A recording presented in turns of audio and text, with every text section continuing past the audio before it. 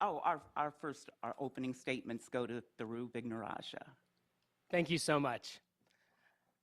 The fate of my family was tied to the future of Baltimore from before I was born. It was 1970 when my mother first came to teach at Poly. She finished her career teaching at Morgan State. My father is also a retired high school teacher in Baltimore. He taught at Edmondson and Douglas, Southern, and retired last year from Western. When he retired, he was the oldest teacher teaching in the state of Maryland. He was 80 years old. He's 81 now. He doesn't look 81. He doesn't act 81. He doesn't like me telling people he's 81. But that's the tradition in which I was raised. I was a product of Baltimore City and Baltimore County Public Schools. I went from Edmondson Heights Elementary to Woodlawn High School. And then I had the privilege of attending Yale for college and Harvard for law school, where I served as president of the Harvard Law Review. I clerked on the U.S. Supreme Court and had the privilege of returning to Baltimore to start my career in public service and public safety. I started as a federal prosecutor here in Baltimore. I then served as chief of major investigations in the Baltimore City State's Attorney's Office, a unit dedicated to focusing and investigating and bringing to justice the worst gangs, the most dangerous violent criminals in Baltimore City. Most recently, I had the privilege of serving as Deputy Attorney General for the state of Maryland.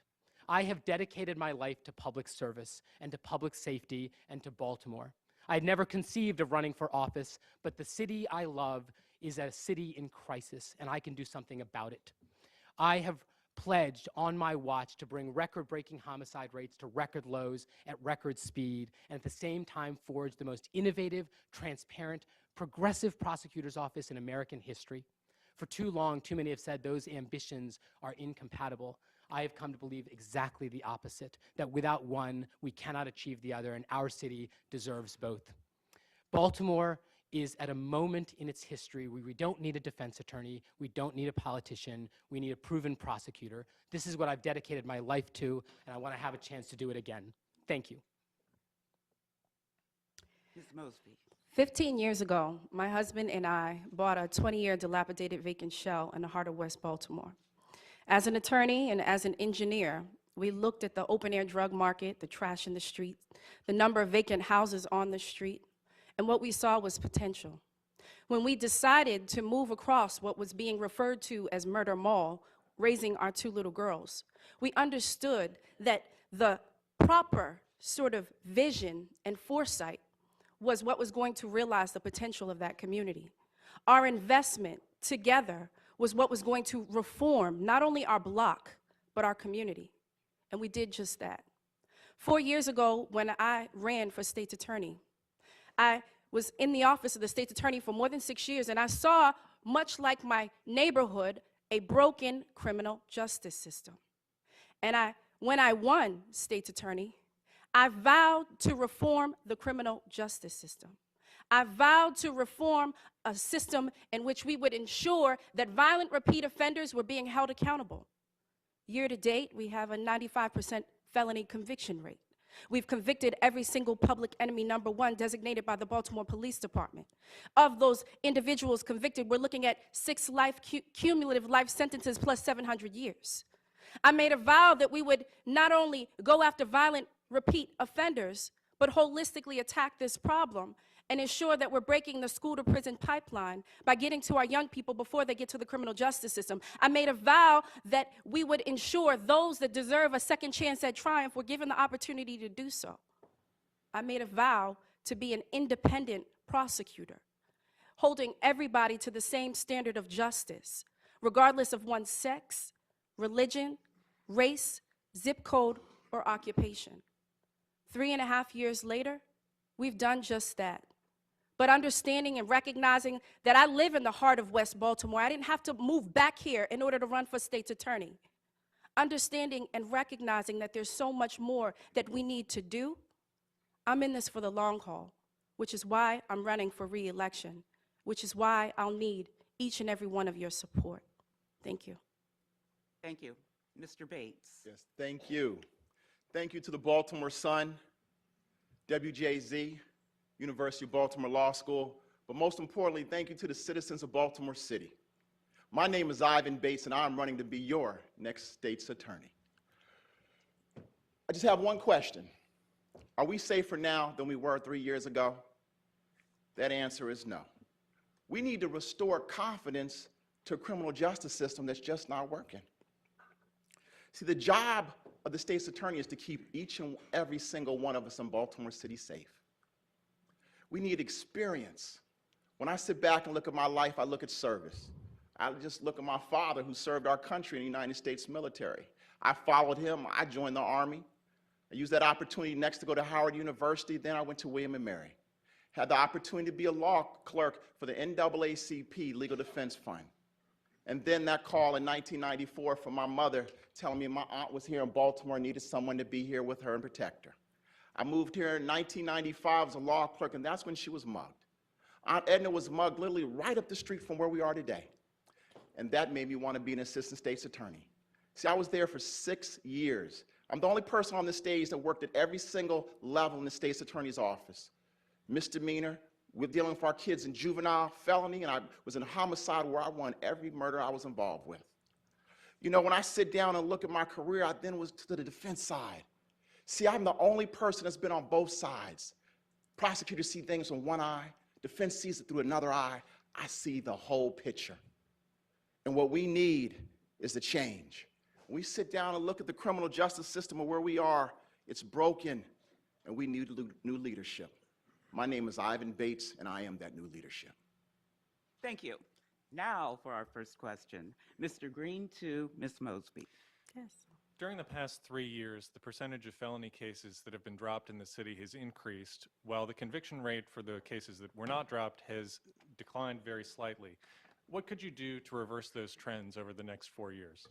So what I can tell you is that I'm extremely proud of my prosecutors. When we look at some of the unprecedented sort of external challenges that we've had throughout our city, you cannot ignore the fact that we had from the untimely death of Freddie Gray to the uprising, to the Department of Justice report that exposed the discriminatory policing practices of one of the largest police agencies in the country, to the full implementation of body-worn cameras on all officers in which they were reenacting the discovery and seizure of evidence, to the opioid crisis, which is reminiscent of the crack epidemic, to having to deal with one of the largest police corruption scandals in the history of this country, to also having to work with 4 police commissioners in 3 years.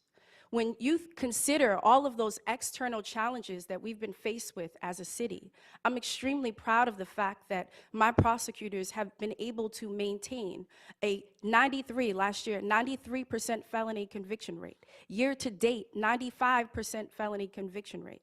Convicted every single public enemy #1 at levels in which there has been an exacerbation of distrust among communities and law enforcement. So what I intend to do is to continue to encourage my prosecutors to get the job done, because that's exactly what we're doing. Thank you. Mr. Bates. Yes. What we need to have is experience. We have to stop making excuses. We have to stop blaming everyone else. The state's attorney's job is to be accountable to the citizens. The state's attorney's job is to keep the citizens safe. When I look at the state's attorney's office, I see an office that in the past 3 years has lost 105 seasoned prosecutors. Those prosecutors were some of the best minds that we've seen. They were the ones that kept the crime rate down previously through their convictions. I'm the only person on this stage that many of those seasoned prosecutors would come back and work with. So we can make sure we make that change. We sit down and look at this public enemy convicting everyone. What they did give a null pros to one who came back and killed somebody else. So we must do is we must understand, have a plan. We must have individuals in the position to be successful. And we must sit down and understand what's happening with the trials. We have to have a plan, and that's where experience and leadership comes into play. I recognize we have to hold violent offenders accountable, but we must believe in second chances. And that's what we must do to turn around what's happening in our city. Thank you. Mr. Vignarajah. Thank you. This is what politicians and defense attorneys do. The question from Mr. Green was, what can we do concrete to reduce the number of cases that are being dropped? Let's put this in context. When Ms. Mosby tells you that she's got a 92% conviction rate, what she's not telling you is that she doesn't count the thousands of cases that she drops, and she counts as a conviction every plea deal that she cuts. So what can we do to make sure that cases are being treated seriously from day one? Because the other troubling fact about the reality in the current state's attorney's office is that 40% of serious cases are being dropped on average 6 months after the prosecutors indict them. We shouldn't be charging people and taking cases to the grand jury and then realizing later that there's excuses to be made and blame to be assigned. What we did as federal prosecutors, what I did as chief of major investigations, is had a review of every case before it went to the grand jury, so that you're not learning later that there's faulty probable cause. You're not learning later that there wasn't a witness that was available. You're not learning later that there's a deficit in the evidence that we need to take those cases forward. That's something concrete that I did as chief of investigations in Baltimore City. That's something concrete that we did as federal prosecutors. That's certainly something we can do to make sure that we're not dropping thousands of cases after we indict these individuals. Thank you. Our second question, Mr. Weish to Mr. Bates. One recurring problem in the Baltimore criminal justice system is the reluctance of witnesses to cooperate, either because of intimidation or because of hostility to law enforcement. How do you propose to address this issue? We have a system of violence that has led to a culture of silence. So what we must do is understand what's going on within the community. 300 plus murders. People are afraid. People are afraid to participate and be involved in that process. And the reason is they don't know their prosecutors. I propose a plan called community prosecution. That way the prosecutors will know who the community. They will know the individuals who are out there. Currently in the state's attorney's office, they have community liaisons. I feel that they're being used the wrong way. Every community liaison, when a murder happens, that community liaison will immediately go out and talk to the family. They will make the relationship begin to work. We will make sure that we focus and know where our victims and witnesses are from the time period they give that initial conversation, that initial statement. And the reason that's important, because when you build relationships, you make people feel that they're going to be safe. We'll also use the tools in the toolbox to make sure we seal their identity until the very last second.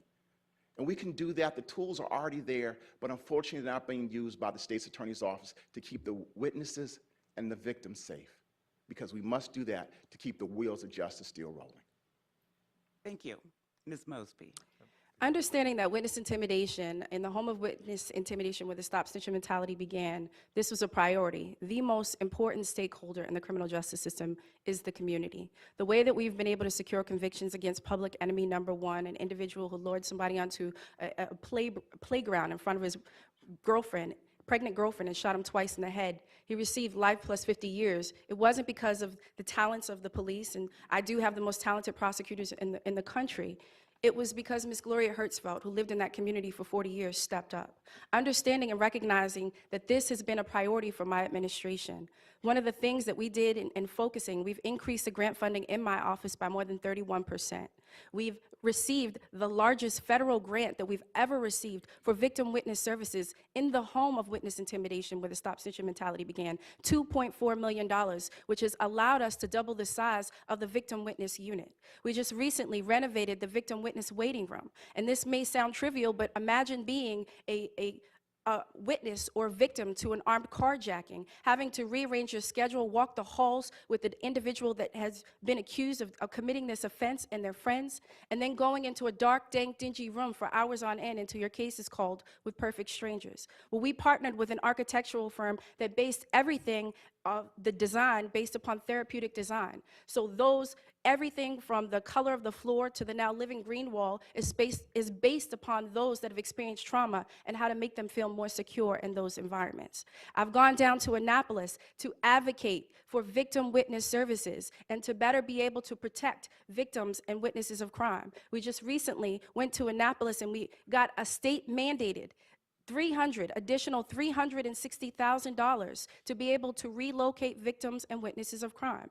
From 2016, we had to relocate approximately 131 families. I have to wrap you up here. Okay, Time's and up. last Thank year, we relocated 125. We still have so much more to do, but a lot has been done. Thank you. This is an important question, but it's not a new problem. It's not as though back in 2014 and 2013, witnesses are knocking on my door saying, Mr. Vignarajah, we want to testify against a gang member who killed someone and go into open court and do this. And yet witnesses were willing to come forward. Witnesses believed that the system could work. We built relationships with them one by one, conversation by conversation, case by case, and brought these violent criminals to justice. The Baltimore Sun recently reported that while Ms. Mosby claims that things have gotten better, that there's more money that is available for victim witness services, this is one area that has become acutely worse, that more cases are being dropped because of witnesses being reluctant to come forward than ever before. There are two things we can do about that.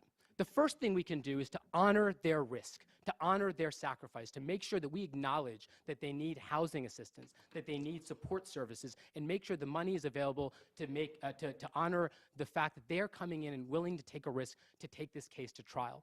And so we take those cases and we do the work in the courtroom to show them that the risk and sacrifice they're taking is worth it. The second thing I want to do is create a victim resource center at the state's attorney's office where old victims from prior cases who've had positive experiences can help new victims and new witnesses in new cases navigate this gauntlet of the criminal justice system. They're scared. They're confused. They don't know the system because they've never navigated that gauntlet before. Let's give them someone who can walk them through it and say, this can be done. It will make a difference, and we can really do some good here.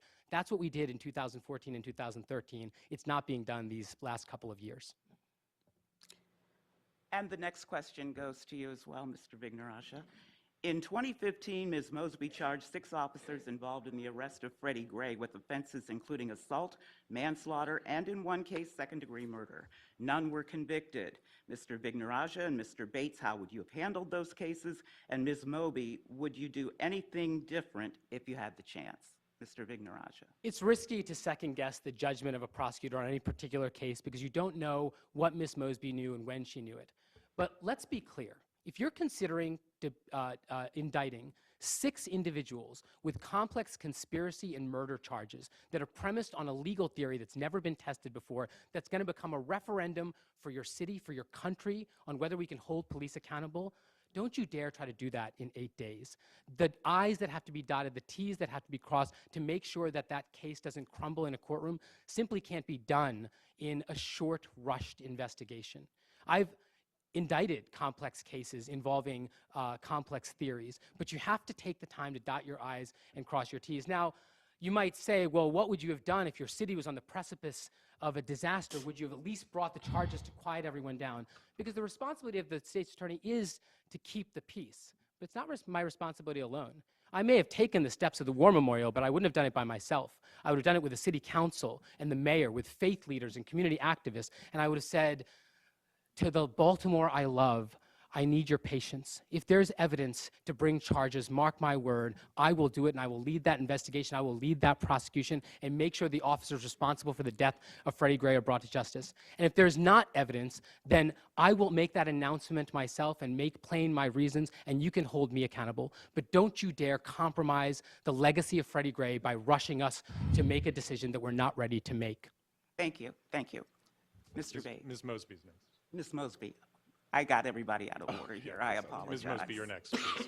So the question was whether I would do anything differently, and I absolutely would not. When you look at the fact that you had an innocent 25-year-old man who made eye contact with police, who was unconstitutionally arrested, placed in a metal wagon, head first, feet shackled and handcuffed, his spine partially severed in the back of that wagon, and his pleas for medical attention subsequently ignored, I followed the facts with the law and did what I needed to do in charging those officers. When we look at what happened in Freddie Gray, that accountability which wasn't being had, where you're applying justice fairly and equally to everybody, regardless of one's religion, sex, or occupation, that accountability led to exposure. A week after I charged those officers, the Department of Justice came in, exposed the discriminatory policing practices of the 8th largest police department in the country, and because of that exposure, we have reform. We now have a federally enforceable consent decree, and because of that reform, we have a spotlight on the entrenched police corruption of the 8th largest police department in the country. Although those officers weren't held individually and criminally responsible, every single police officer is being held accountable for the actions of a few.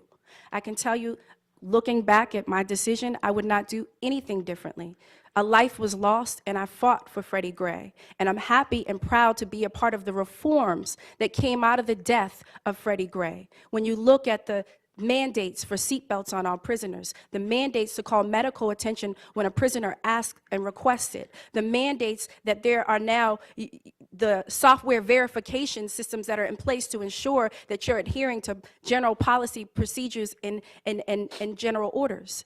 There are so many, the cameras in all of the wagons, there are so many reforms that are a direct result of the Freddie Gray cases and those officers Thank that you. were charged. Thank you. Thank Mr. you. Bates. What happened to Freddie Gray is truly a tragedy. When I sit down and look at that case, the first thing I look at is experience.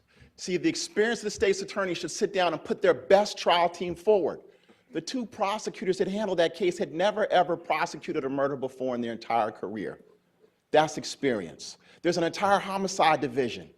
In the homicide division, the person is named Don Giblin. He was there for 40 years. You allow him to do the investigation, but you do not rush the investigation.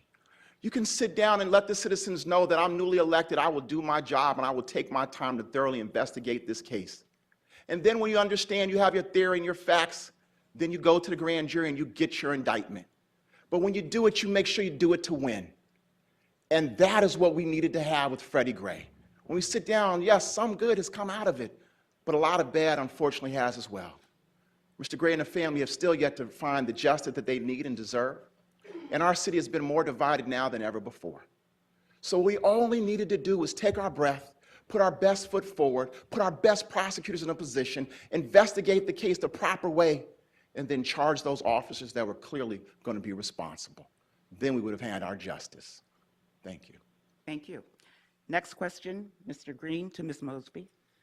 How would you describe the current relationship between the Baltimore State's Attorney's Office and the Baltimore Police Department, and what can be done to strengthen it? So what I can tell you is that reforming the criminal justice system is difficult. The role and responsibility of a prosecutor is to be independent from the police department, but at the same time, you rely upon them to prosecute cases. When you look at, there's a misconception that there's somehow a chasm between my office and the police department. You look at the fact that we've been able to maintain last year a 92% felony conviction rate. You look at the year to date, a 95% felony conviction rate. You look at our gun violence enforcement division, where 6 Baltimore police detectives are housed in my office, and they work with my prosecutors each and every day to go after violent repeat offenders. Year to date, we have a 90% conviction rate. When you look at the narcotics unit that was re-implemented under my administration, year to date, a 96% felony conviction rate. We would not have that without the cooperation of police. And most hardworking police officers understand the importance of that independence and that checks and balances. So again, when it comes to our record, there is no chasm between me, my office, and the police department. Thank you. Mr. Bates. Well, as an outsider looking in, I clearly see there's a breakdown in the communication between the state's attorney's office and the police department. We sit down and look at reform. It is difficult, but it's not impossible. I would simply sit down and follow many of the footsteps that we've already seen in Philadelphia with Larry Krasner and that type of reform, where you sit down and talk to the police, you make them your partners, and we can do this together. If they do not want to be my partner, then we still will do the reform because the people have spoken. We sit down and look at that relationship. It's about respect. It's about making sure that the police are properly trained and being involved in that training. It's about making a program such as community prosecution work for the citizens, because when we're doing this together, we'll make the change. But make no mistake, if the police do not want to do the job properly and they want to violate the citizens' right, they will be held responsible. If they do something illegal, I will have to charge them. But when I do it, I will charge them because they were guilty, not for any other reason, not for any other message, but to show the police that they will be treated the same way as each and every single citizen. At the end of the day, we are on a system that's going to treat the police and the citizens the same, and that will make sure we can have an agreement and have the opportunity to have a good working relationship. Baltimore is in a crisis, and we do not have the luxury to fight with our partners over there in the Baltimore City Police Department. Thank you. Let's be clear. The relationship between police and prosecutors has literally never been worse. And to pretend that that relationship is intact over these past 3 years is to peddle a fiction that the people of Baltimore know is not true. But it's worse than that, because the last two answers from Ms. Mosby show that she has this trend of taking credit for everything and taking responsibility for nothing. When something happens wrong, she blames the judges. She blames the community. She blames the Department of Juvenile Services. She blames the police department. But when things go well, when a consent decree arrives in Baltimore City, just as it has in dozens of other cities across the country that didn't have wildly rushed prosecutions, she says, that was because of me. It is the rooster taking credit for the dawn. And the problem with that is that when you have that style of leadership, you abdicate responsibility for the things that fall squarely on your shoulders. We can repair this relationship. Mr. Bates is right. It is built on mutual respect, but mutual respect isn't turning our backs on them when they do wrong and crediting them and applauding them when they do right. It's a relationship. It's built every day. I want to have a prosecutor that is dedicated to the training division of the Baltimore City Police Department to make sure that cadets are learning what they need to know about what they can do and what they can't. And I want that training director to know that veterans also need training during roll calls about developments in the law. This is what prosecutors have always done. We weren't picking holes at them. We weren't criticizing them. We were explaining them constructively what they could do better on every individual case. And when they crossed the line, it was our responsibility to make sure that they knew that they were not above the law either. Thank you. Ms. Mosby, you have 30 seconds for rebuttal if you choose. So it blows my mind for two opponents to question my experience. When we look at the fact that I'm the only person in this race that has been state's attorney to run an office of 400 employees and a $44 million budget, and some of the most challenging times in the history of this city. We talk about prosecutorial experience. I have more prosecutorial experience than the two of them. And I can tell you that, when it comes to trial experience, that doesn't necessarily translate to being the state's attorney. When it comes to trial experience, the last case, my opponent touts the fact that he's never lost a case, but the last criminal case that I had, he lost to me. Time's So up. there's Thank a you. lot of misinformation that's being put out that needs to be corrected. Thank you. Our next question, Mr. Weish to Mr. Bates. 16-year-old Donta Harris had been accused of stealing 4 cars in a matter of months, of leaving a juvenile detention facility, and of failing to appear in court. How is it that he was in Perry Hall on the day that he is accused of killing Baltimore County Police Officer Amy Caprio? Where does the failure lie, and what could be done to prevent such situations in the future? We look at the juvenile system in Baltimore City. It's probably right now the single most divisive, dysfunctional system within our criminal justice system. Right now, I look at it from the point of being, I'm the only person on this stage that's ever been a juvenile prosecutor. So you recognize that here was a young man who had had a number of incidents, cases before the juvenile master, and the state had only proceeded on one. What we realize in looking at the numbers, 68% of the cases involving juveniles are not prosecuted or adjudicated by the current state's attorney's office. That means 68% of our children don't have the opportunity to have the resources that they need. They don't have the wraparound services. So what we must do is this: yes, the system failed. It failed them on the state's attorney's end at the very beginning. And also we can look at DJS. But we have to stop pointing fingers at one another. And we have to take accountability to say, yes, we failed him. And how can we change this? And not prosecuting or holding children accountable is not going to be it. The juvenile system will sit down and change what we're doing. I propose having full-time prosecutors that are doing 2 things. One, juvenile is currently a training ground for young prosecutors. I want prosecutors who have experience, who are dedicated to our children, and who want to make sure our children receive the wraparound services that they need so they do not end up in the criminal justice system on the adult side. Thank you. Mr. Vignarajah. Thank you. The tragedy that unfolded in Baltimore County is a reminder not only of the fact that crime doesn't stop at 695, but also of the broken system that we call juvenile justice today. We have to do something about that more broadly, but let me make sure we answer the specific question. When I was at Woodlawn High School, we had a tragedy where a police officer shot and killed a individual who was driving his vehicle towards them. He was in the parking lot of our school trying to steal a radio. It was a tragedy before it became a national scandal. And the problem was that every time we have one of those encounters, one way or the other, we will have to reckon with the reality that there are too many juveniles on the streets without opportunity. But we all know we have to reinvest in juveniles. The question is how we do that. I want to create, as Mr. Bates does, a dedicated juvenile justice system where prosecutors are not doing it as a rotation on their way from district court to circuit court. They're doing it as a vocation because they believe that this is the most important work that they can do as lawyers. Because the difficulty in the context of juvenile justice is distinguishing between the youth offender who needs a second chance, who deserves support and services, and the repeat violent offender that needs to be taught that there are consequences for their crimes. That is a hard distinction to draw. It can't be drawn on day one. It's no easier than a teacher, like my parents were, who has to see and spot the trouble kids on day one. But after a time, after some experience, you can get better and better at that. And that's what we need to do to address the broader problem. Thank you. As not just a state's attorney, but as a mother, I can tell you that it's heartbreaking when last year I had to charge twice as many juveniles with attempted murder and murder than almost the past 2 years combined.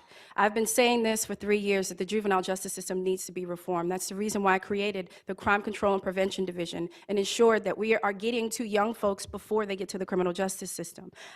There are things that we can do in the with the Department of Juvenile Services, such as me having to fight to restore juvenile funding. You know, this was something that we were able to successfully do.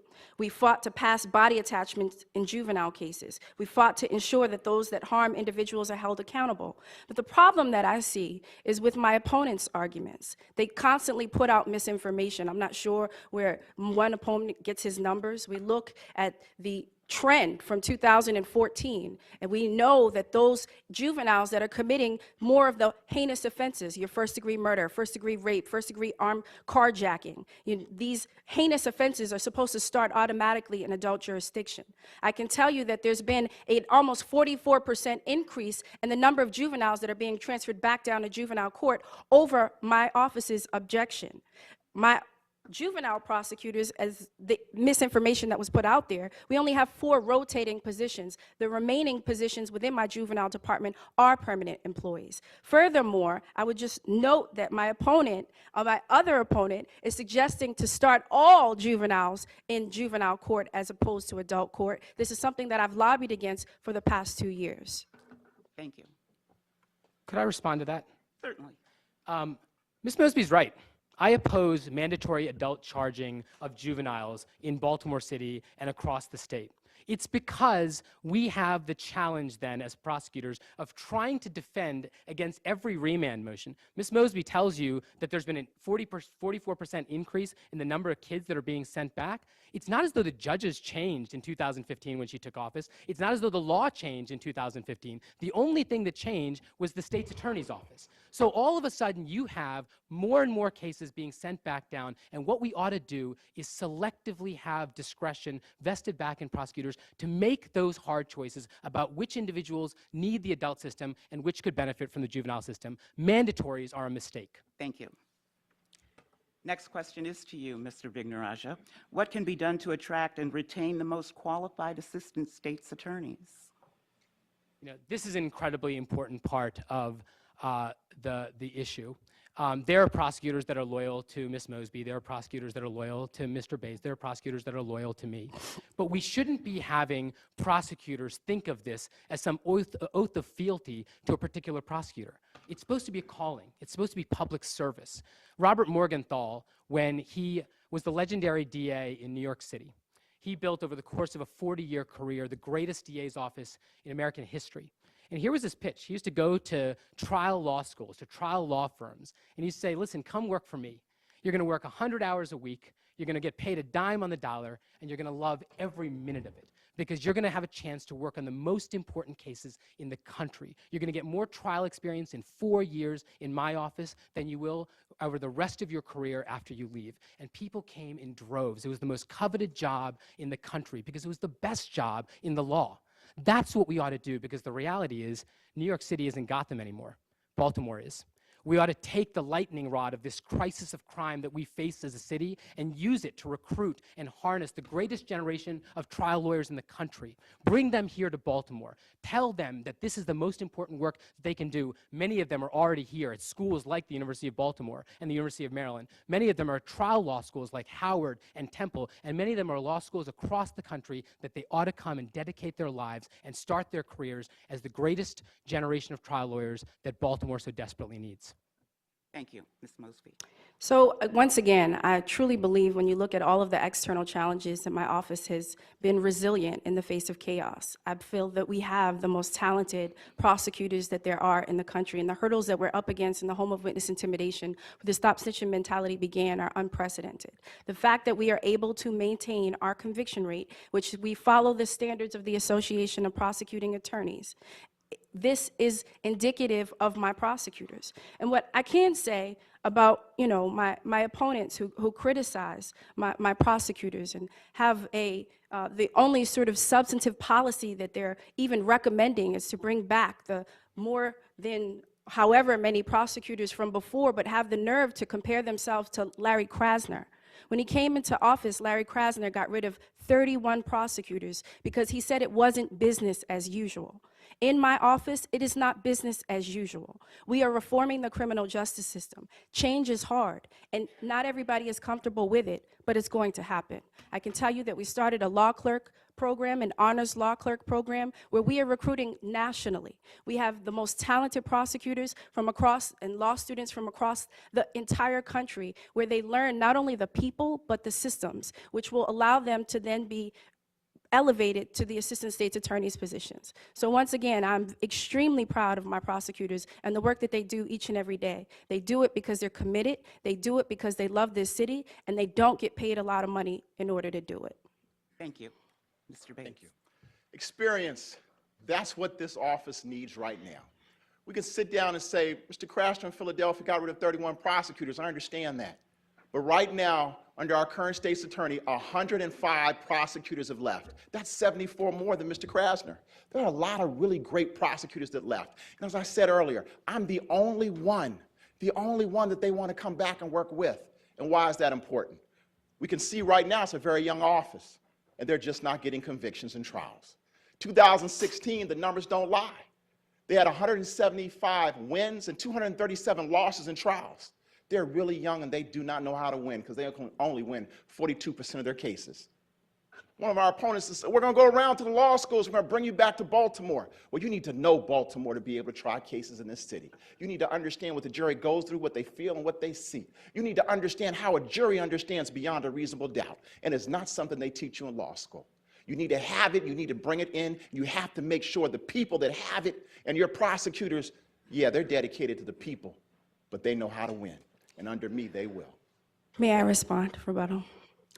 To know Baltimore, I would just ask my opponent, he just moved back from Howard County. My prosecutors are dedicated prosecutors that get into court each and every day. And when we want to talk about experience, we should, because I'm not sure where he's getting his numbers. But in any event, my prosecutors, the overall prosecutors in my office, have an experience, collective experience of 8.4 years. That's essentially the same as my predecessor, and about 3 more years than the 2 of these opponents combined who left the state's attorney's office in approximately 5. Okay, thank you. Next question, Mr. Green to Ms. Mosby. Last year, the Court of Appeals adopted a rule change that limits the use of cash bail as a condition of pretrial release in criminal cases. Do you think this has had a positive or a negative effect on the criminal justice system? Do you see the need for any other reforms to the bail system? So I do believe that it has a positive effect on bail systems. It shouldn't be based upon someone's poverty level. And you look at a city like Baltimore, and the majority of these neighborhoods, Sandtown, Winchester, is really very much impacted by the bail system. A majority of the money that comes out of goes to the bail industry comes from these impoverished communities. You can't ignore the fact that 24% of Baltimore's population lives in poverty. And so I do believe that it's moving in the right direction, but I can tell you that we've also, prior to that decision, my office applied for a $425,000 grant it's a smart prosecution grant, where we were already looking to develop a validated risk assessment tool so that our recommendations for bail are not arbitrary and based upon money. And I can tell you that we're in the final stages of that. We did this 2 years ago, and we partnered with DPSCS, and we're on the track of actually having that validated risk assessment tool that is being tested at the moment being implemented. So I'm fully in support of it. Thank you. Mr. Bates? Yes, when we sit down and look in the state of Maryland, we can see that the prison population has declined. But unfortunately, in Baltimore City, the population of pretrial cases has increased 23% since this ruling has come out. How can we think that that's good to have more people locked up? So once again, experience. I'm sitting there in the trenches. I'm going to do a bail review. I don't understand how a man who had a prior felony drug conviction in 1995 has a job, loses his job, and they find him with 17 pieces of gel caplets. Now Mrs. Mosby's prosecutor recommends he's held without bail. Why? Because the gel caplets could contain something that kills people. So when you take away the opportunity to have bail, now they've decided to have everyone either locked up or we're going to release you. We need a system that's not like that. We need to be before the General Assembly saying we need real pretrial services. We need to have individuals who can be released on home detention monitoring. That's not what's happening in the system. It's a system that's totally unfair. Right now, the state's attorney's office asks for everybody to be locked up, but yet they complain and they attack the judges whenever they release someone and something bad happens. And ask yourself, if you were a judge, would you release anybody at all? Thank you. The cash bail industry, make no mistake, is a predatory one that has destroyed and ravaged poor and minority communities in Baltimore and across the country, and we should put an end to it. I am the only candidate that has pledged, and I asked my fellow candidates to take the same pledge, and they declined, to not take $1 from the bail bond industry. Ms. Mosby took thousands the last time she ran for office. Mr. Bates has taken $10,000. And those are the arguments that the bail bond industry would like you to make. They're not the arguments that have been accepted by the ACLU or Eric Holder or by the Attorney General Brian Frosh, who led this rule change. Those are the kinds of reforms that we've been fighting for in the legislature, in the courts. But the state's attorney can end cash bail on day one. You can simply no longer seek cash bail. Ms. Mosby reportedly said she doesn't ask for cash bail recommendations anymore. You know what they do? They ask for pretrial services to come in, and they make a recommendation. They say, hold that person for $10,000. And the prosecutor says, I defer to pretrial services. Technically, she's not recommending cash bail, but she's deferring to a recommendation for cash bail. When it goes up on appeal, the prosecutor says, I suggest that we keep the bail as it was. Again, she's technically not asking for cash bail, but she's asking to preserve a cash bail finding. This is an industry that has no place in the city of Baltimore. The United States and the Philippines are the only two countries in the world that have a cash bail system anymore. And it's because it is driven by an incredibly profitable, incredibly predatory industry that pays politicians to make their arguments. I never have, I never will. Thank May I you. Would you rebut? like to Rebut as well. Yes. All right. Now we got a debate. Okay. All Ms. right. Paper, Mosby. rock, scissors for who goes for no. So for the record, I think that Through has explained the fact that we do not ask for cash bail, as was alleged by one of my opponents, which is simply not true, another misinformation that he's provided to the public. We don't seek cash bail for misdemeanors. We don't seek cash bail unless we have a reason to believe that there are financial means in which that person would otherwise be a flight risk. So to set the record straight, we do not do that, as was put out by my opponent. The other thing that I would just note is the misinformation that's being provided to the public. Just much like he's never lost a trial, and I don't have full-time employees within my juvenile division. These are lies. And unfortunately, that's what people do when they're running for office. They lie. Would you care to rebut? Yes, I would. Well, first of all, I never lost a homicide. That was what I said. But when we sit down, I'm in the trenches, and I'm going to tell the prosecutor's name, David Chu, from your office, and maybe he's not following your rules, but he asks for cash bail and denies bail every time we look around. Also, when you sit down and look at the bail industry, what's going on, Once again, it's experience. Unfortunately, Mr. Vignarajah doesn't realize that you do not get to have the opportunity to have an appeal. That is the law in Baltimore Circuit Court. So that's why you need a person who's been on both sides. Understand what really is going on with the cash bail system. When you're sitting up here, you've never been in that system, you don't understand what it's like, and you're being held without bail, and there's no hope for you. That's where I have been fighting for a long time for these people, and I will continue to fight for them, for the system that will be best. And if Thank I can you. rebut, Ms. Mosby. I think Ms. Mosby suggested that I had misrepresented her position. I think she actually No, I said the confirmed. opponent. I think she just confirmed my position, which is she says she won't ask for cash bail unless ... Unless. And that means that from time to time she asks for cash bail. And that is the problem. If you want to end cash bail, I think it's you time tell for your us to- prosecutors not to do To it move to anymore. closing arguments. We're going to be moving to closing arguments right now. Mr. Vignarajah. And Mr. Vignarajah, you go first. This is closing argument. Yes. It goes fast.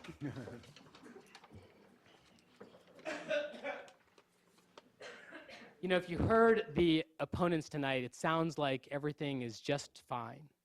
But we have a crisis in Baltimore, the likes of which our city has never seen. More murders, lower confidence in police and criminal justice than ever in our history. This is something that we have to change because we, as a city, have lost 100,000 people every decade for the past 40 years. We simply cannot afford to lose 100,000 more. We're going to cut murders in half in 3 years. We're going to restore faith in police by holding them accountable, and we're going to fix the broken juvenile justice system. When people hear me say that, they say, well, gosh, that sounds very ambitious. That sounds wildly unrealistic. Nelson Mandela once said, it always seems impossible until it is done. That is the attitude we have to have in Baltimore because the albatross around the neck of Baltimore City is crime. The defining narrative of Baltimore City is crime. When it's USA Today and the Economist and the FBI that's describing us as the most deadly, the most dangerous, the most violent city in the country, that is how we lose families and lose businesses that are the heart and soul of our city. We can do better. We can make these changes overnight in some respects by the stroke of a pen, and some of them require institutional investments over the course of years. A colleague once said, fighting crime is a sprint and a marathon. You have to keep your eye on the horizon for the long-term things, but you have to understand the sense of urgency because people are dying every day in our streets.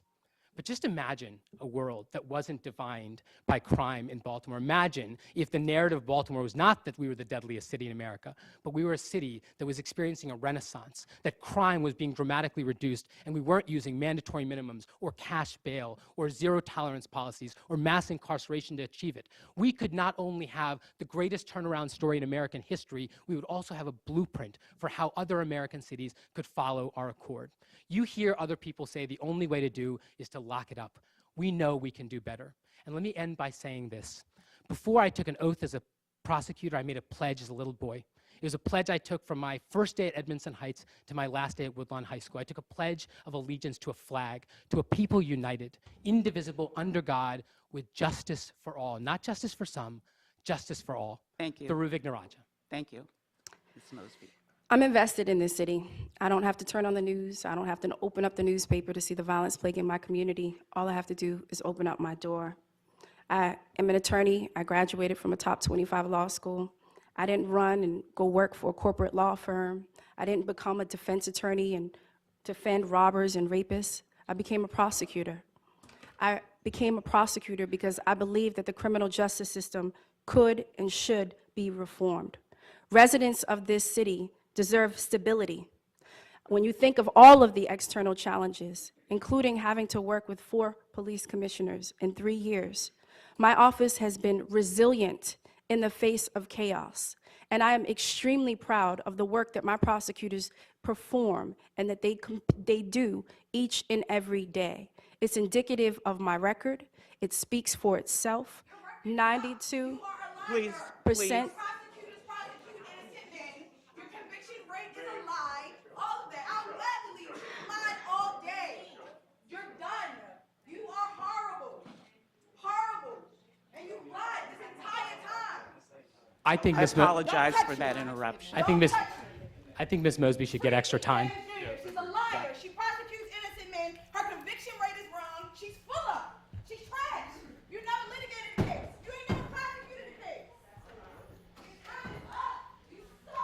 Ms. Mosby, you may continue. Unfortunately, because we are effective in our prosecution and because our conviction rate is what it is, those that violent repeat offenders do not like me. So what I can tell you is at the end of the day, I'm committed to this city, I'm committed to reform, and I'm committed to the people of Baltimore who have elected me to apply justice fairly and equally to everybody, regardless of one's sex, religion, or occupation. We have work to do in Baltimore City, and I'm not one to say that we don't. I understand it because I live it. I understand it because I see it each and every day in my community, and I'm dedicated to not only being the best public servant that I can be, but an independent state's attorney that is going to always, always put the people of Baltimore first. Thank you. Thank you. Mr. Thank you. Bates. 4 years ago, Mrs. Mosby was on a stage with Greg Bernstein and told us that enough was enough. 211 murders was too much. Mrs. Mosby was going to go into court and try cases. Has she? No. We went from 211 murders to 300 plus every year. Baltimore, this is our new normal. When we sit down and look, ask yourself a question. Are you safer now than you were before? Now, you may criticize me because I've been a defense attorney, but I have defended a number of innocent people. I'm proud of the job that I've done to make sure to bring a voice to the voiceless. We have a lot of work to do. We have a criminal justice system that does not provide justice to everyone, and we must. We have to restore the confidence, the integrity, and we have to make sure we restore hope. I'm really about making sure that the disenfranchised have a job. But I'm not just talking about because I do it. I see a young man right there in the audience who I gave a job to when he came home. So I don't talk about what we're going to do, I do it. And when I sit down and look at our city, we don't care, but we do. We're hurting. We're looking for leadership. In Baltimore, this is the biggest question you have to ask yourself. What are we going to do with this election? And no disrespect, Ms. Mosby, but you're right, enough is enough. Baltimore City, if you feel enough is enough and you're happy with what's going on, then stay the course. But if you said enough is enough and you are not happy with this happening in our city, then you must vote change because you want a better, safer Baltimore. My name is Ivan Bates, and I am that change for your next state's attorney. Hold your applause, please. Well, that brings today's forum to a close. We would like to thank our candidates for joining us today and our panel of Andy Green of the Baltimore Sun and Ronald Weish, Dean of the University of Baltimore Law School. Please remember to vote on June 26th. I'm Pat Moore. Thank you.